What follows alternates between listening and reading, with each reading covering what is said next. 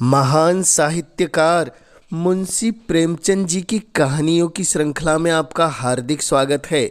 लीजिए आज प्रस्तुत करते हैं मुंशी प्रेमचंद जी की कालजयी कहानी मृतक भोज, जिसमें हम देखेंगे मानवीय संवेदनाओं और धार्मिक आस्थाओं के बोझ से जूझती हुई एक महिला की कहानी। तो चलिए सुनते हैं कहानी मृतक भोज। सेठ रामनाथ ने रोग सैया पर पड़े पड़े निराशापूर्ण दृष्टि से अपनी स्त्री सुशीला की ओर देखकर कहा, मैं बड़ा अभागा हूँ शीला, मेरे साथ तुम्हें सदैव ही दुख भोगना पड़ा। जब घर में कुछ न था तो रात दिन गृहस्थी के धंधों और बच्चों के लिए मरती थी। जब जरा कुछ संभला और तुम्हारे आराम करने के दिन आए तो यूं तुम्हें छोड़ के चला जाता हूँ।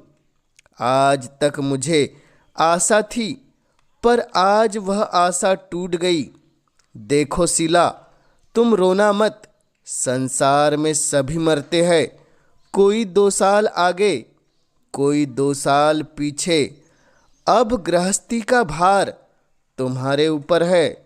मैंने रुपए नहीं छोड़े, लेकिन जो कुछ है उससे तुम्हारा जीवन किसी तरह कट जाएगा।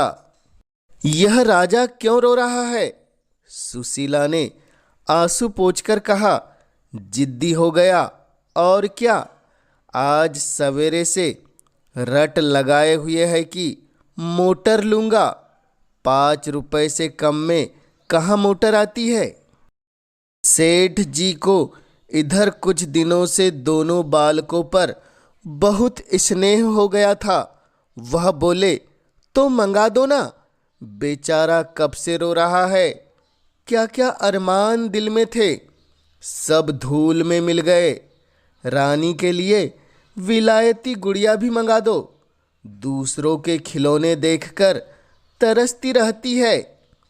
जिस धन को प्राणों से भी प्रिय समझा, वह अंत में डॉक्टरों ने खाया। बच्चे मुझे क्या याद रखेंगे कि क्या बाप था। अभागे बाप ने तो धन को लड़के लड़की से प्रिय समझा, कभी पैसे की चीज भी लाकर नहीं दी। अंतिम समय जब संसार की असारता कठोर सत्य बनकर आंखों के सामने खड़ी हो जाती है तो जो कुछ न किया उसका खेद, और जो कुछ किया उस पर पश्चाताप मन को उदार और निष्कपट बना देता है। सुशीला ने राजा को बुलाया और उसे छाती से लगाकर रोने लगी। वह मात्र स्नेह जो पति की कृपणता से भीतर ही भीतर तड़प कर रह जाता था, इस समय जैसे खौल उठा। लेकिन मोटर के लिए रुपये कहाँ थे? सेठ जी ने पूछा। मोटर लोगे बेटा? अपनी अम्मा से रुपए लेकर भैया के साथ चले जाओ, खूब अच्छी मोटर लाना। राजा ने माता के आंसू और पिता का यह स्नेह देखा तो उसका बालहट जैसे पिघल गया और वह बोला, अभी नहीं लूँगा। सेठ जी ने पूछा, क्यों? जब आप अच्छे हो जाएंगे तब लूँगा। सेठ जी फूट फूट कर रोने लगे। तीसरे दिन सेठ रामनाथ का देहांत हो गया। धनी के जीने से दुख बहुतों को होता है, सुख थोड़ों को। उनके मरने से दुख थोड़ों को होता है, सुख बहुतों को। महाब्राह्मणों की मंडली अलग सुखी है, पंडित जी अलग खुश है, और शायद बिरादरी के लोग भी प्रसन्न हैं, इसलिए कि एक बराबर का आदमी कम हुआ, दिल से एक कांटा दूर हुआ। और पट्टीदारों को तो पूछना ही क्या। अब वह पुरानी कसर निकालेंगे। हृदय को शीतल करने का ऐसा अवसर बहुत दिनों के बाद मिला। आज 5वां दिन है। वह विशाल भवन सूना पड़ा है। लड़के न रोते हैं न हंसते हैं, मन मारे माँ के पास बैठे हैं और विधवा भविष्य की अपार चिंताओं के भार से दबी हुई निर्जीव सी पड़ी है। घर में जो रुपए बचे थे वह दाह क्रिया में भेंट हो गए और अभी सारे संस्कार बाकी पड़े हैं। भगवान कैसे बेड़ा पार करेंगे। किसी ने द्वार पर आवाज दी। महारानी आकर सेठ धनीराम के आने की सूचना दी। दोनों बालक बाहर दौड़े। सुशीला का मन भी एक क्षण के लिए हरा हो गया। सेठ धनीराम बिरादरी के सरपंच थे। अबला का क्षुब्ध हृदय सेठ जी की इस कृपा से पुलकित हो उठा। आखिर बिरादरी के मुखिया है। ये लोग अनाथों की खोज खबर न ले तो कौन ले। धन्य है ये पुण्य आत्मा, लोग जो मुसीबत में दीनों की रक्षा करते हैं। यह सोचती हुई सुशीला घूंघट निकाले बरोठे में आकर खड़ी हो गई। देखा तो धनीराम जी के अतिरिक्त और भी कई सज्जन खड़े हैं। धनीराम बोले, बहू जी, भाई रामनाथ की अकाल मृत्यु से हम लोगों को दुख हुआ है। वह हमारा दिल ही जानता है। अभी उनकी उम्र ही क्या थी, लेकिन भगवान की इच्छा अब तो हमारा यही धर्म है कि ईश्वर पर भरोसा रखे और आगे के लिए कोई राह निकाले। काम ऐसा करना चाहिए कि घर की आबरू भी बनी रहे और भाई जी की आत्मा संतुष्ट भी हो। कुबेर दास ने सुशीला को कनखियों से देखते हुए कहा, मर्यादा बड़ी चीज है, उसकी रक्षा करना हमारा धर्म है, लेकिन कमली के बाहर पाँव निकालना भी तो उचित नहीं है। कितने रुपए है तेरे पास बहू? क्या कहा? कुछ नहीं। सुशीला बोली, घर में रुपए कहाँ हैं? सेठ जी जो थोड़े बहुत थे वह बीमारी में उठ गए। धनीराम ने कहा, यह तो नई समस्या खड़ी हो गई। ऐसी दशा में हमें क्या करना चाहिए कुबेरदास जी? कुबेरदास बोले, जैसे हो भोज तो करना ही पड़ेगा। हाँ, अपनी सामर्थ्य देखकर काम करना चाहिए। मैं कर्ज लेने को न कहूँगा। हाँ, घर में जितने रुपयों का प्रबंध हो सके उसमें हमें कोई कसर न छोड़नी चाहिए। मृत जीव के साथ भी तो हमारा कुछ कर्तव्य है।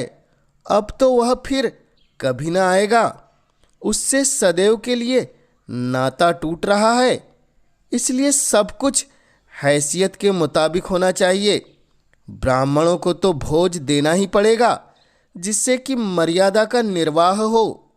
धनीराम बोले, तो क्या तुम्हारे पास कुछ भी नहीं है बहू जी? 2-4 हजार भी नहीं? सुशीला ने जवाब दिया, मैं आपसे सत्य कहती हूँ, मेरे पास कुछ नहीं है। ऐसे समय झूठ नहीं बोलूँगी। धनीराम ने कुबेरदास की ओर अर्ध अविश्वास से देखकर कहा, तब तो यह मकान बेचना पड़ेगा। कुबेरदास बोले, इसके सिवा और क्या हो सकता है? नाक कटाना तो अच्छा नहीं। रामनाथ का कितना नाम था, बिरादरी के स्तंभ थे। यही इस समय एक उपाय है। 20,000 रुपये मेरे आते हैं। सूद बट्टा लगाकर कोई 25,000 रुपये मेरे हो जाएंगे। बाकी भोज में खर्च हो जाएगा और कुछ बचा रहा तो बाल बच्चों के काम आ जाएगा। धनीराम बोले, आपके यहाँ कितने पर बंधक रखा था? कुबेरदास जी बोले, 20,000 रुपये पर रुपये सैकड़ा सूद। धनीराम बोले, मैंने तो कुछ कम सुना है। कुबेर बोले, उसका तो रहनामा रखा है, जबानी बातचीत थोड़े है। मैं 2-4 हजार के लिए झूठ नहीं बोलूँगा।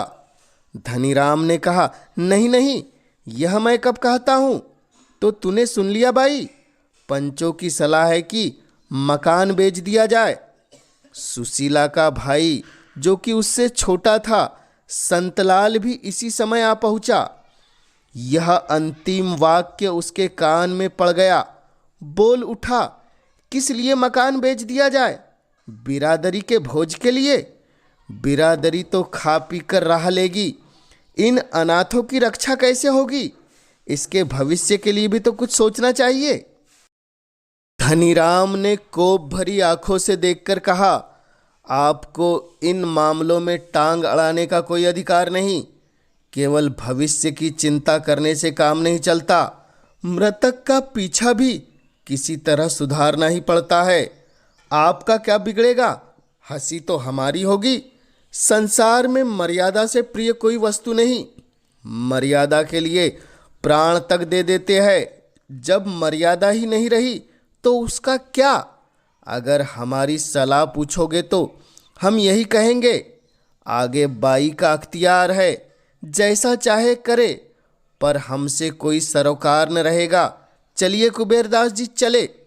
सुशीला ने भयभीत होकर कहा, भैया की बातों का विचार न कीजिए, इनकी तो यह आदत है। मैंने तो आपकी बात नहीं टाली। आप मेरे बड़े हैं, घर का हाल आपको मालूम है।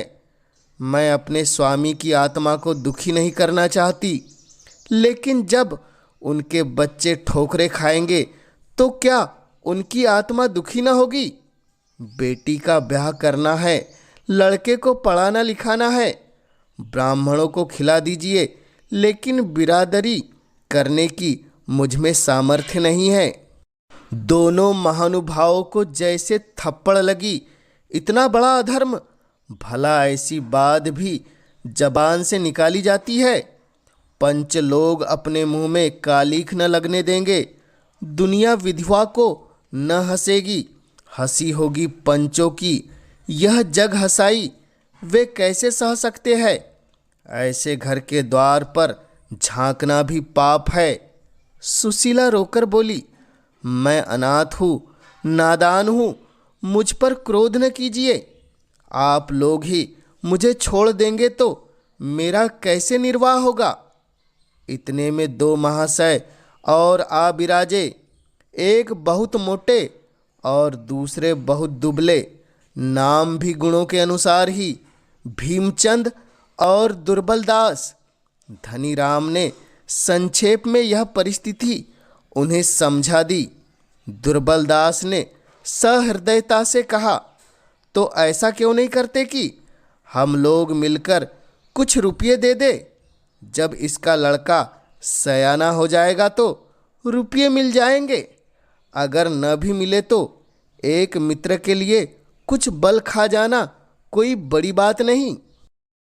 सुशीला के भाई संतलाल ने प्रसन्न होकर कहा, इतनी दया आप करेंगे तो क्या पूछना। कुबेरदास त्योरी चढ़ाकर बोले, तुम तो बेसिर की बातें करने लगे। दुर्बलदास जी, इस बखत के बाजार में किसके पास फालतू रुपए रखे हुए हैं? भीमचंद बोले, सो तो ठीक है, बाजार की ऐसी मंदी तो कभी देखी नहीं, पर निबाह तो करना चाहिए। कुबेरदास अकड़ गए। वह सुशीला के मकान पर दांत लगाए हुए थे। ऐसी बातों से उनके स्वार्थ में बाधा पड़ती थी। वह अपने रुपए अब वसूल करके छोड़ेंगे। भीमचंद ने उन्हें किसी तरह सचेत किया, लेकिन भोज तो देना ही पड़ेगा। उस कर्तव्य का पालन न करना समाज की नाक काटना है। सुशीला ने दुर्बलदास में सहृदयता का आभास देखा। उनकी ओर दीन नेत्रों से देखकर बोली, मैं आप लोगों से बाहर थोड़ी ही हूँ। आप लोग मालिक है, जैसा उचित समझे वैसा करे। दुर्बलदास बोले, तेरे पास कुछ थोड़े बहुत गहने तो होंगे भाई? हाँ, गहने हैं, आधे तो बीमारी में बिक गए, आधे बचे हैं। सुशीला ने सारे गहने लाकर पंचों के सामने रख दिए, पर यह तो मुश्किल से 3,000 में उठेंगे। दुर्बलदास ने पोटली को हाथ में तौल कर कहा, 3,000 के कैसे जाएंगे? मैं 3,500 दिला दूंगा। भीमचंद ने फिर पोटली को तौल कर कहा, मेरी बोली 4,000 की है। कुबेरदास को मकान की बिक्री का प्रश्न छेड़ने का अवसर फिर मिला। 4,000 ही में क्या होता है? बिरादरी का भोज है या दोष मिटाना है? बिरादरी में कम से कम 10,000 का खर्चा है। मकान तो निकालना ही पड़ेगा। संतलाल ने होंठ चबाकर कहा, मैं कहता हूँ आप लोग क्या इतने निर्दयी है? आप लोगों को अनाथ बालकों पर भी दया नहीं आती? क्या उन्हें रास्ते का भिखारी बनाकर छोड़ेंगे? लेकिन संतलाल की फरियाद पर किसी ने ध्यान न दिया।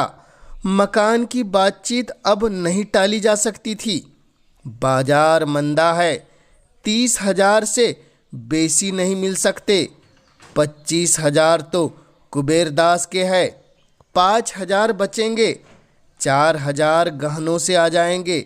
इस तरह 9,000 में बड़ी किफ़ायत से ब्रह्म भोज और बिरादरी भोज दोनों निपटा दिए जाएंगे। सुशीला ने अपने दोनों बालकों को सामने करके करबद्ध होकर कहा, पंचो, मेरे बच्चों का मुख देखिए।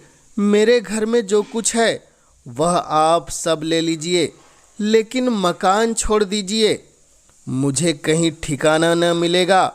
मैं आपके पैर पड़ती हूँ, मकान इस समय न बेचे। इस मूर्खता का क्या जवाब दिया जाए? पंच लोग तो खुद चाहते थे कि मकान न बेचना पड़े। उन्हें अनाथों से कोई दुश्मनी नहीं थी, किंतु बिरादरी का भोज और किस तरह किया जाए? अगर विधवा कम से कम 5,000 रुपये का जुगाड़ कर दे तो मकान बच सकता है, पर वह ऐसा नहीं कर सकती, तो मकान बेचने के सिवा और कोई उपाय नहीं है। कुबेर ने अंत में कहा, देख भाई, बाजार की दशा इस समय खराब है। रुपए किसी से उधार नहीं मिल सकते। बाल बच्चों के भाग में लिखा होगा तो भगवान और किसी हीले से देगा। हिले रोजी बहाने मौत। बाल बच्चों की चिंता मत कर। भगवान जिसको जन्म देते हैं उसकी जीविका की जुगत पहले से ही कर देते हैं। हम तुम्हें समझाकर हार गए। अगर तू अब भी अपना हट न छोड़ेगी तो हम बात भी न पूछेंगे। फिर यहाँ तेरा रहना मुश्किल हो जाएगा। शहर वाले तेरे पीछे पड़ जाएंगे। विधवा सुशीला अब और क्या करती? पंचों से लड़कर वह कैसे रह सकती थी? पानी में रहकर मगर से कौन बैर कर सकता है? घर में जाने के लिए उठी, पर वहीं मूर्छित होकर गिर पड़ी। अभी तक आशा संभाले हुई थी। बच्चों के पालन पोषण में वह अपना वैधव्य भूल सकती थी, पर अब तो अंधकार था चारों ओर। सेठ रामनाथ के मित्रों का उनके घर पर पूरा अधिकार था। मित्रों का अधिकार न हो तो किसका हो? स्त्री कौन होती है जब वह इतनी मोटी सी बात नहीं समझती कि बिरादरी करना और धूमधाम से दिल खोलकर करना लाजिमी बात है, तो उससे और कुछ कहना व्यर्थ है। गहने कौन खरीदे? भीमचंद 4,000 दाम लगा चुके थे, लेकिन अब उन्हें मालूम हुआ कि उनसे भूल हुई थी। दुर्बल दास ने 3,000 लगाए थे, इसलिए सौदा इन्हीं के हाथ हुआ। इस बात पर दुर्बल दास और भीमचंद में तकरार भी हो गई, लेकिन भीमचंद को मुंह की खानी पड़ी। न्याय दुर्बल के पक्ष में था। धनीराम ने कटाक्ष किया, देखो दुर्बल दास, मान तो ले जाते हो, पर 3,000 से बेसी का है। मैं नीति की हत्या न होने दूंगा। कुबेरदास बोले, अजी तो घर में ही तो है, कहीं बाहर तो नहीं गया। एक दिन मित्रों की दावत हो जाएगी। इस पर चारों महानुभाव हंसे। इस काम से फुर्सत पाकर अब मकान का प्रश्न उठा। कुबेरदास 30,000 देने पर तैयार थे, पर कानूनी कार्रवाई के बिना संदेह की गुंजाइश थी। यह गुंजाइश क्यों कर रखी जाए? एक दलाल बुलाया गया। नाटा सा आदमी था, पोपला मुंह, कोई 70 की अवस्था। नाम था चोखेलाल।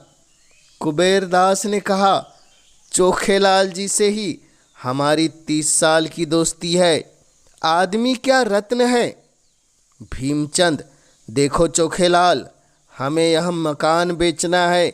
इसके लिए कोई अच्छा ग्राहक लाओ, तुम्हारी दलाली पक्की। कुबेरदास बोले, बाजार का हाल अच्छा नहीं है, लेकिन फिर भी हमें यह तो देखना पड़ेगा कि रामनाथ के बाल बच्चों को टोटा न हो। चोखेलाल के कान में 30 से आगे न जाना, ऐसा कहा गया। भीमचंद बोले, देखिए कुबेरदास, यह अच्छी बात नहीं है। कुबेरदास बोले, तो मैं क्या कर रहा हूँ? मैं तो यही कह रहा था कि अच्छे दाम लगवाना। चोखेलाल बोले, आप लोगों को मुझसे यह कहने की ज़रूरत नहीं है। मैं अपना धर्म समझता हूँ। रामनाथ जी मेरे भी मित्र थे। मुझे यह भी मालूम है कि इस मकान के बनवाने में 1 लाख से कम 1 पाई भी नहीं लगी। लेकिन बाजार का हाल क्या आप लोगों से छिपा है? इस समय इसके 25,000 से बेसी नहीं मिल सकते। सुभीति से तो कोई ग्राहक से 10-5 हज़ार और मिल जाएंगे, लेकिन इस समय तो कोई ग्राहक भी मुश्किल से मिलेंगे। लो, दही और लाव दही की बात है। धनीराम बोले, 25,000 रुपये तो बहुत कम है भाई, और न सही 30,000 रुपये तो करा दो। चोखेलाल बोले, 30 क्या, मैं तो 40 करा दूँ, पर कोई ग्राहक तो मिले। आप लोग कहते हैं तो मैं 30,000 रुपये की बातचीत करूँ।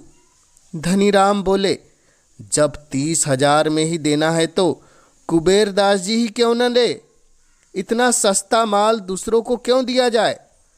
कुबेरदास बोले, आप सब लोगों की राय हो तो ऐसा ही कर लिया जाए। धनीराम ने हाँ हाँ कहकर हामी भरी।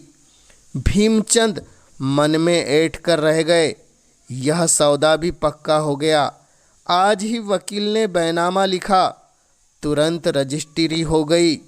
सुशीला के सामने बैनामा लाया गया तो उसने एक ठंडी सांस ली और सजल नेत्रों से उस पर हस्ताक्षर कर दिए। अब उसे उसके सिवा और कहीं शरण नहीं है। बेवफा मित्र की भांति यह घर भी सुख के दिनों के साथ लेकर दुख के दिनों में उसका साथ छोड़ रहा है।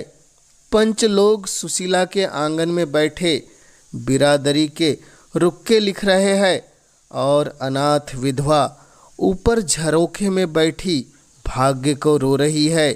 इधर रुक्का तैयार हुआ, उधर विधवा की आंखों से आंसू की बूंदें निकलकर रुक्के पर गिर पड़ी। धनीराम ने ऊपर देखकर कहा, पानी का छींटा कहाँ से आया? संतलाल बोले, बाई बैठी रो रही है, उसके रुक्के पर अपने रक्त के आंसुओं की मोहर लगा दी है। धनीराम ऊंचे स्वर में बोले, अरे तो तू रो क्यों रही है बाई? यह रोने का समय नहीं है। तुझे तो प्रसन्न होना चाहिए कि पंच लोग तेरे घर में आज यह शुभ कार्य करने के लिए जमा है। जिस पति के साथ तूने इतने दिनों भोग विलास किया, उसी का पीछा सुधारने तुझे मनाते हैं। बिरादरी में रुक्का फिरा। इधर 3-4 दिन पंचों ने भोज की तैयारियों में बिताए। घी धनीराम जी की आड़ंद से आया, मैदा चीनी आड़ंद से भी। 5वें दिन प्रातःकाल ब्रह्मभोज हुआ। संध्या समय बिरादरी का ज्यौनार। सुशीला के द्वारे पर बग्गिया और मोटरों की कतारें खड़ी थी। भीतर मेहमानों की पंगतें थी। आंगन, बैठक, दालान, बरोठा ऊपर की छत नीचे ऊपर मेहमानों से भरा हुआ था। लोग भोजन करते थे और पंचों को सराहते थे। खर्च तो सभी करते हैं, पर इंतजाम का सलीका चाहिए। ऐसे स्वादिष्ट पदार्थ बहुत कम खाने में आते हैं। सेठ चंपाराम के भोज के बाद ऐसा भोज रामनाथ जी का हुआ है। अमृतिया कैसे कुरकुरी है, रसगुल्ले मेवे से भरे हैं, सारा श्रेय पंचों का है। धनीराम ने नम्रता से कहा, आप भाइयों की दया है जो ऐसा कहते हैं।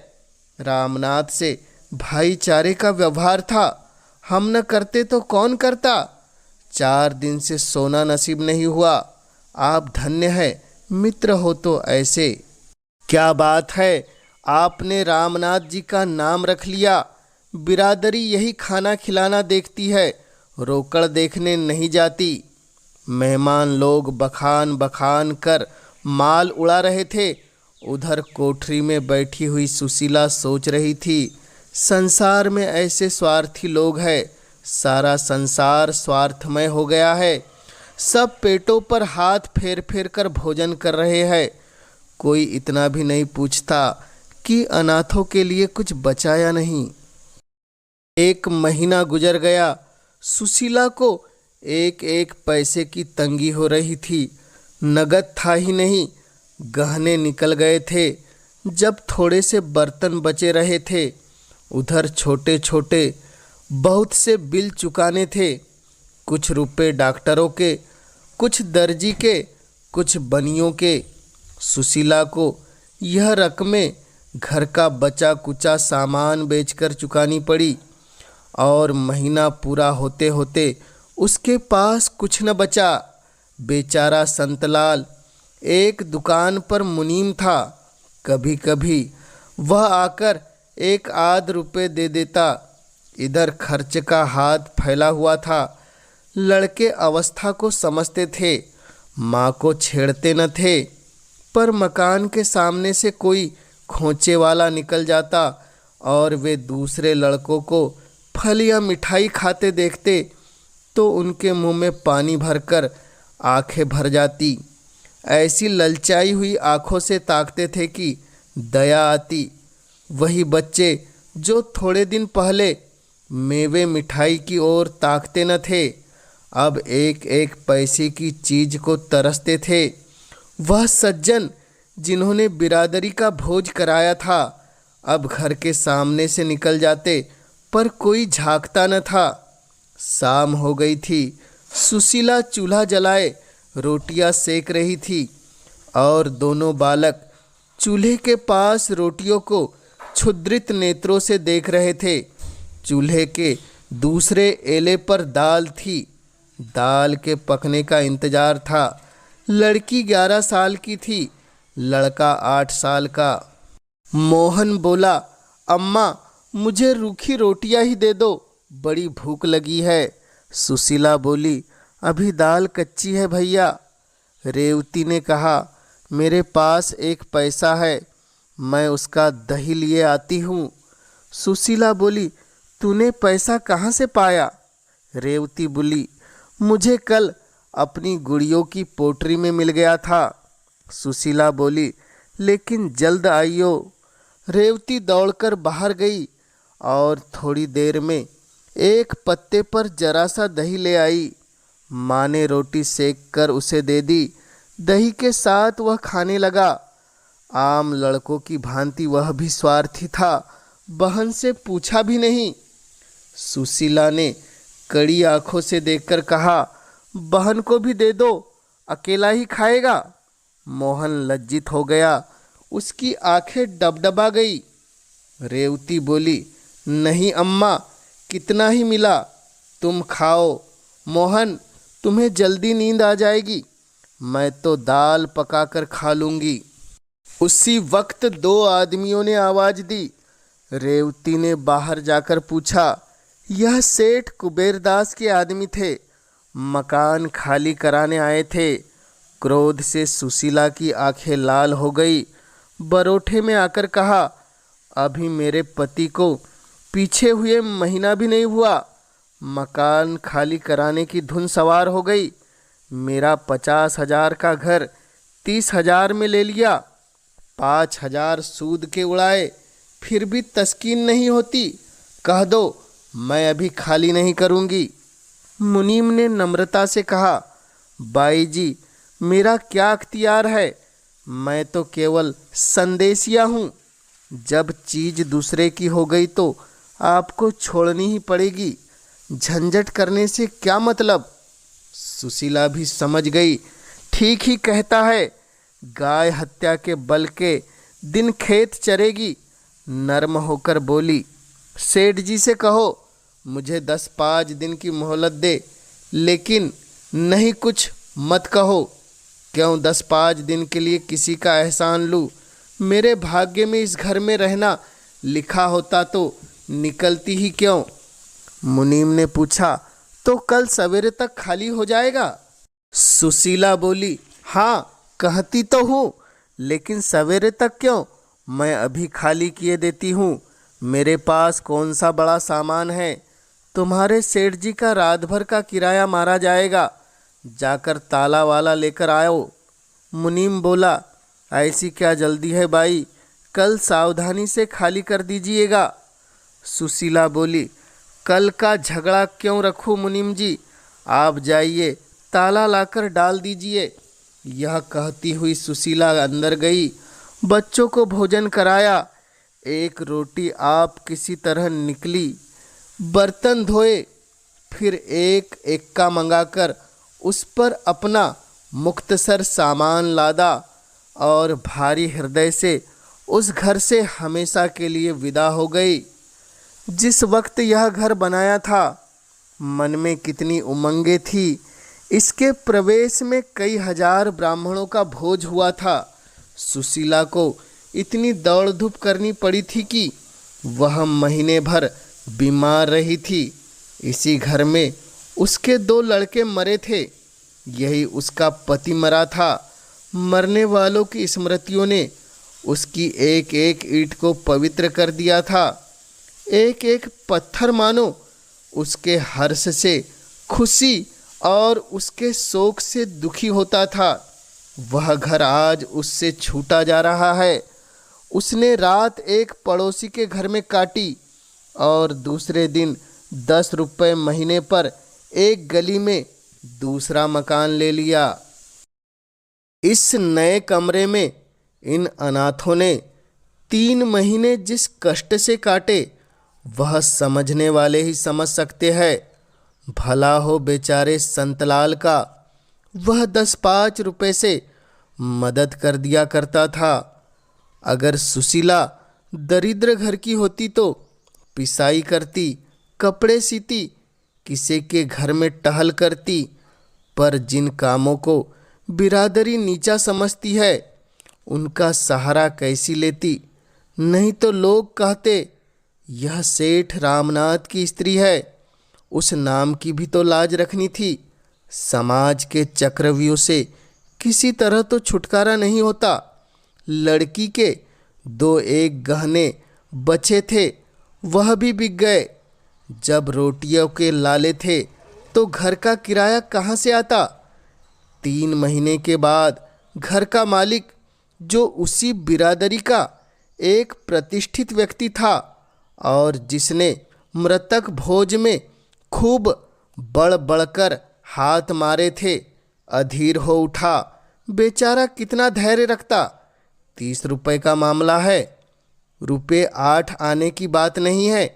इतनी बड़ी रकम नहीं छोड़ी जाती।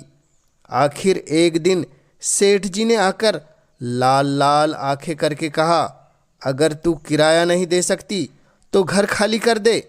मैंने बिरादरी के नाते इतनी मुरव्वत की, अब किसी तरह काम नहीं चल सकता। सुशीला बोली, सेठ जी मेरे पास रुपए होते तो पहले आपका किराया देकर तब पानी पीती। आपने इतनी मुरव्वत की, इसके लिए मेरा सिर आपके चरणों पर है। लेकिन अभी मैं बिल्कुल खाली हूँ। यह समझ लीजिए कि एक भाई के बाल बच्चों की परवरिश कर रहे हैं। और क्या कहूँ।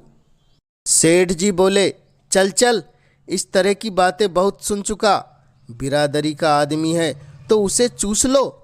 कोई मुसलमान होता तो उसे चुपके से महीने महीने दे देती, नहीं तो उसने निकाल बाहर किया होता। मैं बिरादरी का हूँ, इसलिए मुझे किराया देने को दरकरार नहीं। मुझे मांगना ही नहीं चाहिए, यहाँ तो बिरादरी के साथ काम करना चाहिए। इसी समय रेवती भी आकर खड़ी हो गई। सेठ जी ने उसे सिर से पांव तक देखा और तब किसी कारण से बोले, अच्छा, यह लड़की तो सयानी हो गई, कहीं इसकी सगाई की बातचीत नहीं की। रेवती तुरंत भाग गई। सुशीला ने इन शब्दों में आत्मीयता की झलक पाकर पुलकित कंठ से कहा, अभी तो कहीं बातचीत नहीं हुई सेठ जी, घर का किराया तक तो अदा नहीं कर सकती, सगाई क्या करूंगी, फिर अभी छोटी भी तो है। सेठ जी ने तुरंत शास्त्रों का आधार दिया। कन्याओं के विवाह की सही अवस्था है, धर्म को कभी नहीं छोड़ना चाहिए, किराए की कोई बात नहीं है। हमें क्या मालूम था कि सेठ रामनाथ के परिवार की यह दशा है। सुशीला बोली, तो आपकी निगाह में कोई अच्छा घर है? यह तो आप ही जानते हैं, मेरे पास लेन देन के लिए कुछ नहीं है। झाबरमल इन सेठ जी का नाम था। लेन देन का कोई झगड़ा नहीं होगा बाई जी, ऐसा घर है कि लड़की आजीवन सुखी रहेगी, लड़का भी उसके साथ रह सकता है। कुल का सच्चा, हर तरह से संपन्न परिवार। हाँ, वह दोहाजू दुजुवर है। सुशीला बोली, उम्र अच्छी होनी चाहिए, दोहाजू होने से क्या होता है? झाबरमल बोला, उम्र भी कुछ ज़्यादा नहीं, अभी 40वां ही साल है उसका, पर देखने में अच्छा हष्ट-पुष्ट है। मर्द की उम्र उसका भोजन है, बस यह समझ लो कि परिवार का उद्धार हो जाएगा। सुशीला ने अनिच्छा के भाव से कहा, अच्छा, मैं सोचकर जवाब दूंगी, एक बार मुझे दिखा देना। झाबरमल, दिखाने की कहीं नहीं जाना है भाई, वह तेरे सामने खड़ा है। सुशीला ने घृणापूर्ण नेत्रों से उसकी ओर देखा। इस 50 साल के बुढ़े की यह हवस, छाती का मांस लटक कर नाभि तक आ पहुंचा है, फिर भी विवाह की धुन सवार है।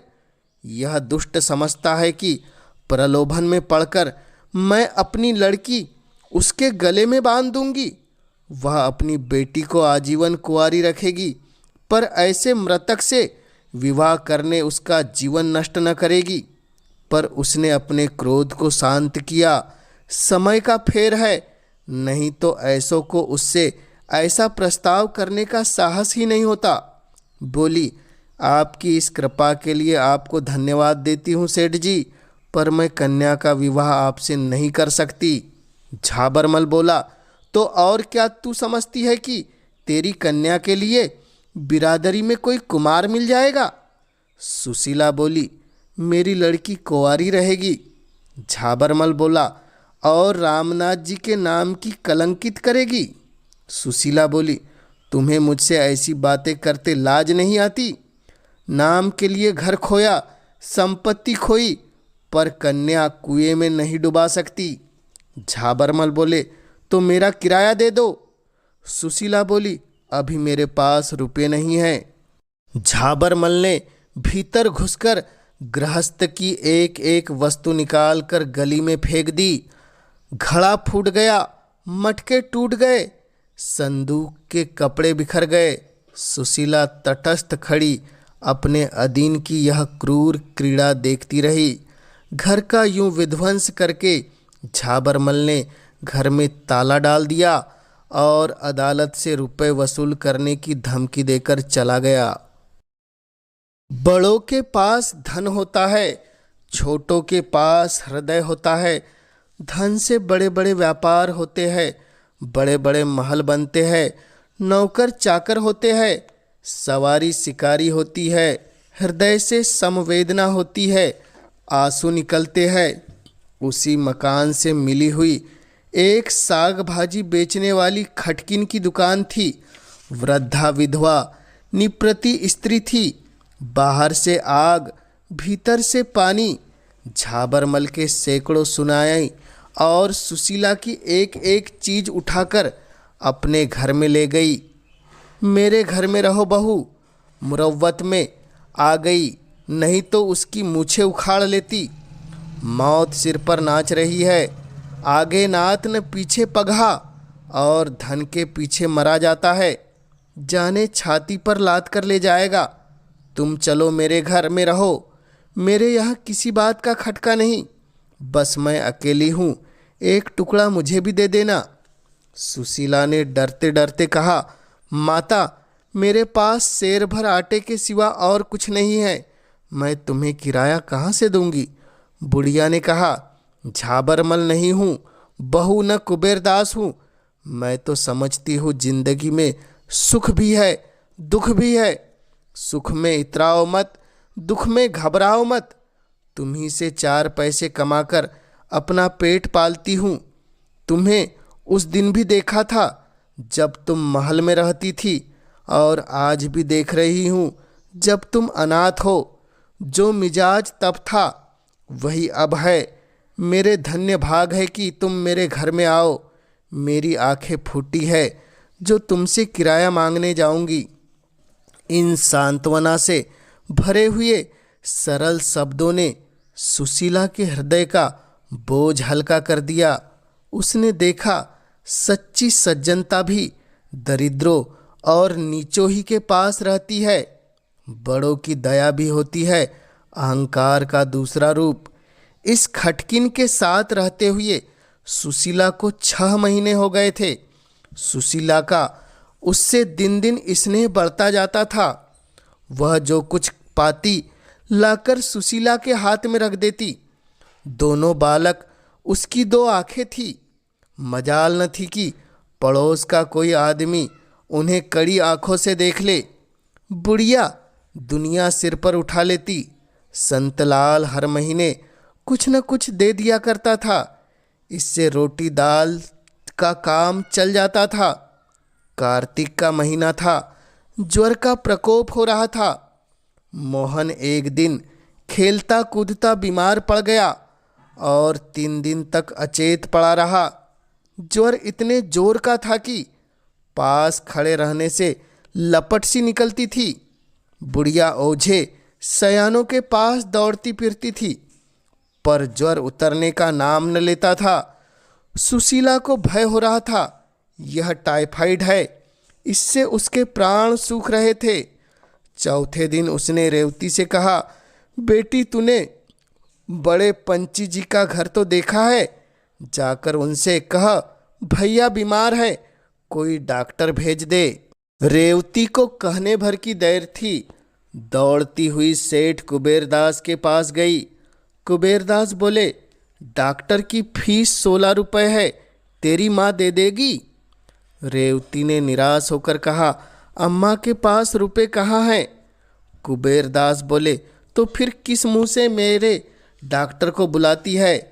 तेरे मामा कहाँ हैं, उनसे जाकर कह सेवा समिति से कोई डॉक्टर बुला लाए, नहीं तो खैराती अस्पताल में क्यों नहीं लड़के को ले जाते।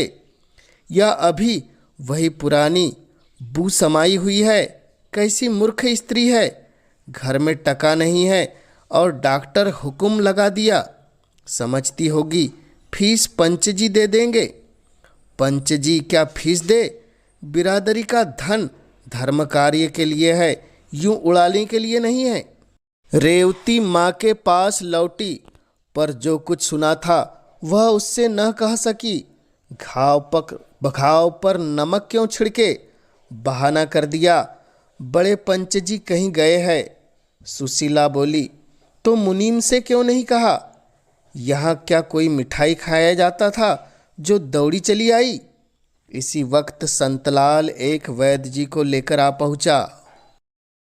वैद्य भी एक दिन आकर दूसरे दिन न लौटे। सेवा समिति के डॉक्टर भी 2 दिन बड़ी मिन्नतों से आए, फिर उन्हें भी अवकाश न रहा और मोहन की दशा दिनों दिन बिगड़ती जाती थी। महीना बीत गया, पर ज्वर ऐसा चढ़ा कि एक क्षण के लिए भी न उतरा। उसका चेहरा इतना सूख गया था कि देखकर दया आती थी। न कुछ बोलता, न कुछ कहता, यहाँ तक कि करवट भी नहीं बदल सकता। पड़े पड़े देह की खाल फट गई, सिर के बाल गिर गए, हाथ पांव लकड़ी हो गए। संतलाल काम से छुट्टी पाता तो आ जाता, पर इससे क्या होता? तीमारदारी दया तो नहीं है। एक दिन संध्या समय उसके हाथ ठंडे हो गए। माता के प्राण पहले ही सूखे हुए थे। यह हाल देखकर रोने पीटने लगी। मन्नतें तो बहुतेरी हो चुकी थी। रोती हुई मोहन की खाट के 7 फेरे करके हाथ बांधकर बोली, भगवान, यही मेरे जन्म की कमाई है। अपना सर्वस्व खोकर मैं बालक को छाती से लगाए हुए संतुष्ट थी, लेकिन यह चोट न सह पाऊंगी। तुम इसे अच्छा कर दो, इसके बदले मुझे उठा लो। बस मैं यही दया चाहती हूँ, दयामय। संसार के रहस्य को कौन समझ सकता है? क्या इसमें से बहुतों को यह अनुभव नहीं कि जिस दिन हमने बेईमानी करके कुछ रकम उड़ाई, उसी दिन उस रकम का दुगना नुकसान हो गया। सुशीला को उसी दिन रात को ज्वर आ गया और उसी दिन मोहन का ज्वर उतर गया। बच्चे की सेवा शुश्रूषा से आधी हो रही थी। इस बीमारी ने ऐसा पकड़ा कि फिर न छोड़ा। मालूम नहीं देवता बैठे सुन रहे थे क्या, उसकी याचना अक्षरशः पूरी हो गई। 15वें दिन मोहन चारपाई से उठकर माँ के पास आया और उसकी छाती पर सिर रखकर रोने लगा। माता ने उसके गले में बाहें डालकर उसे छाती से लगा लिया और बोली, क्यों रोते हो बेटा? मैं अच्छी हो जाऊंगी। अब मुझे क्या चिंता? भगवान पालने वाले हैं, वही तुम्हारे रक्षक है, वही तुम्हारे पिता है। अब मैं सब तरफ से निश्चिंत हूँ, जल्द अच्छी हो जाऊंगी। मोहन बोला, जिया तो कहती है अम्मा अब न अच्छी होगी। सुशीला ने बालक का चुंबन लेकर कहा, जिया पगली है, उसे कहने दो। मैं तुम्हें छोड़कर कहीं नहीं जाऊंगी, मैं सदा तुम्हारे साथ रहूंगी। हाँ, जिस दिन तुम कोई अपराध करोगे, किसी की कोई चीज़ उठा लोगे, उसी दिन मैं मर जाऊंगी। मोहन ने प्रसन्न होकर कहा, तो तुम मेरे पास से कभी नहीं जाओगी माँ? सुशीला ने कहा, कभी नहीं बेटा, कभी नहीं। उसी रात को दुख और विपत्ति की मारी हुई यह अनाथ विधवा दोनों अनाथ बालकों को छोड़कर भगवान के पास परलोक सिधार गई। इस घटना के 3 साल हो गए हैं। मोहन और रेवती दोनों उसी वृद्धा के पास रहते हैं। बुढ़िया माँ तो नहीं है, लेकिन माँ से बढ़कर है। रोज मोहन को रात को रखी रोटियां खिलाकर गुरुजी की पाठशाला में पहुंचाती है। छुट्टी के समय जाकर लीवा लाती है। रेवती को अब 14वां साल है। वह घर का सारा काम, पीसना कूटना, चौका बर्तन, झाड़ू बहारू करती है। बुढ़िया सौदा बेचने चली जाती है तो वह दुकान पर भी आ बैठती है। एक दिन बड़े पंच सेठ कुबेरदास ने उसे बुला भेजा और बोले, तुझे दुकान पर बैठते शर्म नहीं आती? सारी बिरादरी की नाक कटा रही है। खबरदार, जो कल से दुकान पर बैठी। मैंने तेरे पानी ग्रहण के लिए झाबरमल जी को पक्का कर लिया है। सेठानी ने समर्थन किया। तू अब सयानी हुई बेटी, अब तेरा इस तरह बैठना अच्छा नहीं। लोग तरह तरह की बातें करने लगते हैं। सेठ झाबरमल तो राजी ही न होते थे। हमने बहुत कह सुनकर राजी किया। बस समझ ले कि रानी हो जाएगी। लाखों की संपत्ति है, लाखों की। तेरे धन्य भाग की ऐसा वर मिला। तेरा छोटा भाई है, उसको भी कोई दुकान करा दी जाएगी। सेठ बिरादरी की कितनी बदनामी है, सेठानी है ही। रेवती ने लज्जित होकर कहा, मैं क्या जानूं, आप मामा से कहे। सेठ जी ने बिगड़कर कहा, वह कौन होता है? टके पर मुनीमी करता है, उससे मैं क्या पूछूं? मैं बिरादरी का पंच हूँ, मुझे अधिकार है। जिस काम से बिरादरी का कल्याण देखूं वह करूं। मैंने और पंचों से राय ले ली, सब मुझसे सहमत हैं। अगर तू यूं नहीं मानेगी तो हम अदालती कार्रवाई करेंगे। तुझे खर्च बरच का काम होगा या लेती जा। यह कहते हुए उन्होंने 20 रुपए का नोट रेवती की तरफ फेंक दिया। रेवती ने उठाकर वही पुर्जे पुर्जे कर डाले और तमतमाए हुए मुख से बोली, बिरादरी ने तब हम लोगों की बात न पूछी जब हम रोटियों को मोहताज थे। मेरी माता मर गई, कोई झांकने तक नहीं आया। मेरा भाई बीमार हुआ, किसी ने खबर तक न ली। ऐसी बिरादरी की मुझे कोई परवाह नहीं है। रेवती चली गई तो झाबरमल कोठरी से निकल आए। चेहरा उदास था। सेठानी ने कहा, लड़की बड़ी घमंडी है, आँख का पानी मर गया है। झाबरमल बोले, 20 रुपये खराब हो गए, ऐसा फाड़ा कि जुड़ भी नहीं सकता। कुबेरदास बोले, तुम घबराओ नहीं, मैं इसे अदालत से ठीक करूँगा। जाति कहाँ है? झाबरमल बोले, अब तो आपका ही भरोसा है। बिरादरी के बड़े पंच की बात कहीं मिथ्या हो सकती है। रेवती नाबालिग थी, माता पिता नहीं थे। ऐसी दशा में पंचों का उस पर पूरा अधिकार था। वह बिरादरी के दबाव में नहीं रहना चाहती है, न चाहे। कानूनी बिरादरी के अधिकार की अपेक्षा नहीं कर सकता। संतलाल ने यह माजरा सुना तो दास्त पीसकर बोले, न जाने इस बिरादरी का भगवान कब अंत करेगा। रेवती बोली, क्या बिरादरी मुझे जबरदस्ती अपने अधिकार में ले सकती है? संतलाल बोला, हाँ बेटी, धनिकों के हाथ में तो कानून भी है। रेवती बोली, मैं कह दूंगी कि मैं उनके पास नहीं रहना चाहती। संतलाल बोला, तेरे कहने से क्या होगा? तेरे भाग्य में यही लिखा था तो किसका बस है? मैं जाता हूँ बड़े पंच के पास। रेवती बोली, नहीं मामा जी, तुम कहीं मत जाओ। जब भाग्य ही का भरोसा है तो जो कुछ भाग्य में लिखा वही होगा। रात तो रेवती ने घर में काटी। बार बार निंद्रा मग्न भाई को गले लगाती। यह अनाथ अकेला कैसे रहेगा, यह सोचकर उसका मन कातर हो जाता।